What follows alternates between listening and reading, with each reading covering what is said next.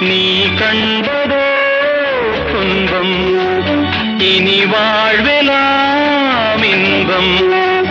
சுகராகமே ஆரம்பம். நதியிலே புது புனல், கடலிலே கலந்தது. நம் சொந்தமோ இன்று இணைந்தது, இன்பம் பிறந்தது.